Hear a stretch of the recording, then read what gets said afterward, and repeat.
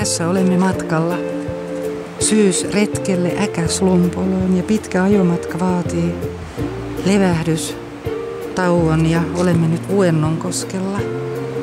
Tuolla toisella puolella on Ruotsi ja kyllähän sitä aina näiltä pysähdyspaikoilta yritetään etsiä myös kätköjä samalla ja täältäkin semmoinen löytyy. Pari vuotta sitten me mentiin ekan kerran tästä ohi ja yritettiin saada sen, mutta nyt se oli tämmöinen vinoputki ja se oli matalammalla. Nyt se sinne pääsi katsomaankin mitä siellä. Pakko pitää pieni evästauko täällä Pörröporossa ja mennä syömään poropaniinit, suosikki.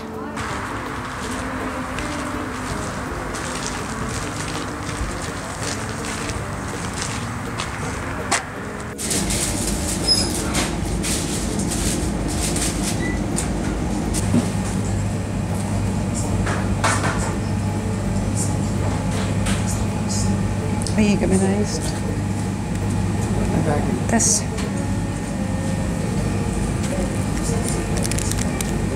Tuo rauha.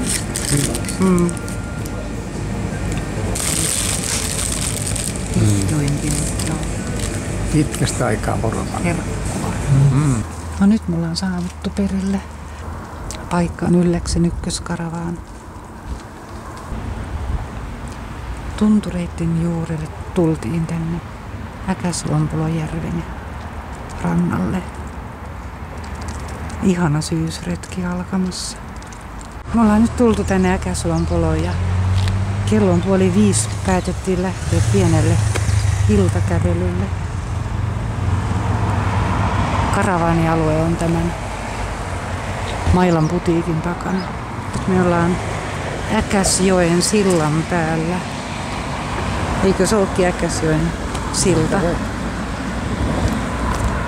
Kun tuo karavaanialue mainostaa, että se on joen ja järven välissä. Eli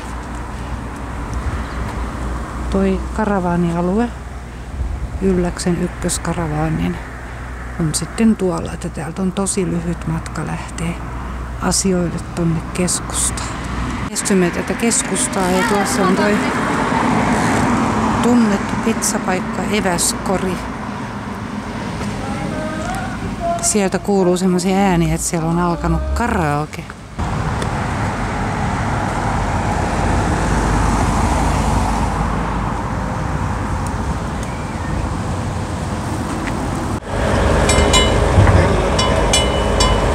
Olin ostamassa tuolta Tornion Prismasta tämmönen peli.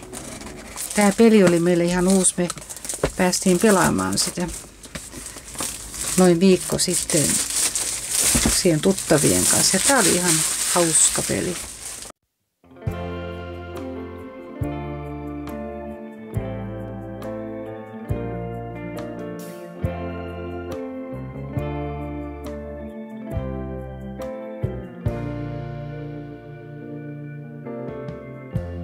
Lighten up, take me on your magic river. Tell me all your dreams align. Sign me up and tell me about the people that you know who are trying to feel alive.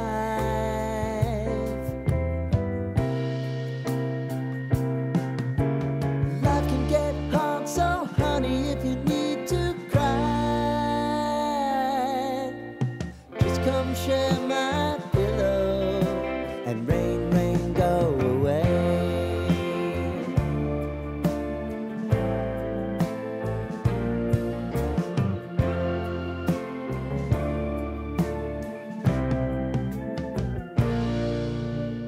No niin, kohta me lähdetään kävelemään tuosta ton suoalueen läpi. Siinä on ihan hyvät kävelyreitit tehty.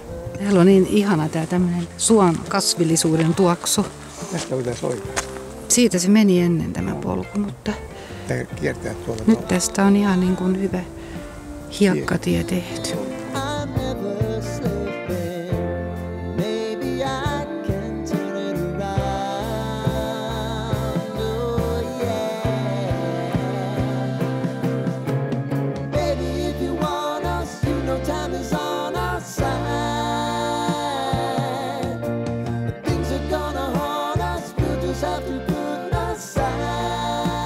No niin, tänään me päätettiin lähteä tuonne Velhonkodalle.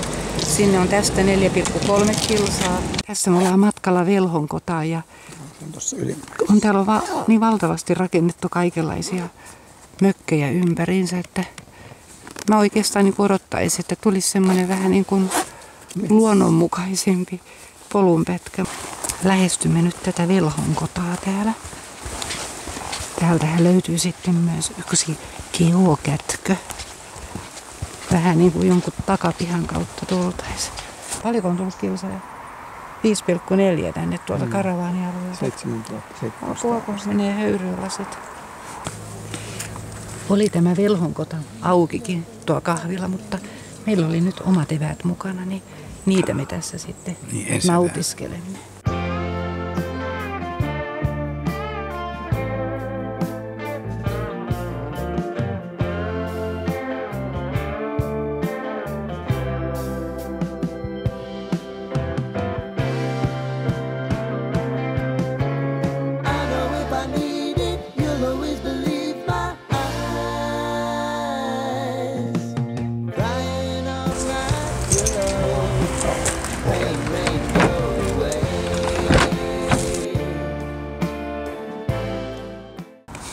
Tänään me ollaan 4. päivää täällä Äkäslompolossa ja muistin, että mulla on yksi reissaaja mukana, niin lähdetään viemään sitä nyt tuonne yhteen kätköön ja sitten samalla etsitään semmoinen hyvä kahvittelupaikka omien eväiden kanssa.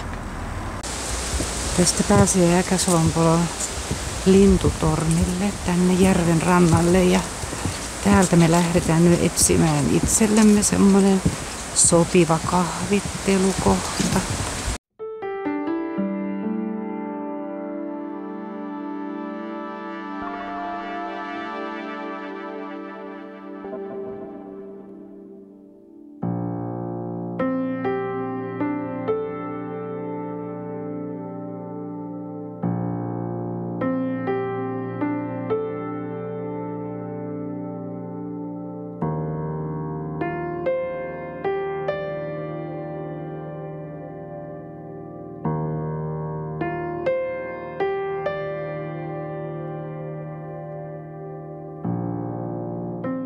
Nyt vielä päivän päätteeksi niin olen järjestänyt tähän matkailuautoon itselleni tämmöisen etätyöpisteen, koska osallistun kohta espanjan kielen verkkokurssille. Ja on kyllä käteviä tämmöiset etämahdollisuudet nykyään opiskelussa ja työnteossakin, kun on tämmöinen karavaanari ja tykkää kulkea vähän omien aikataulujen mukaan. Ei muuta kuin nyt rupean yhteyttä ottamaan. Nyt on sitten kotiin lähdön aamu. Montaks päivää muuten? 4. 4. vai 5. päivää ja nyt sitten niin aamu palaa ja meillä on pitkä ajomatka edessä, 10 tuntia ainakin.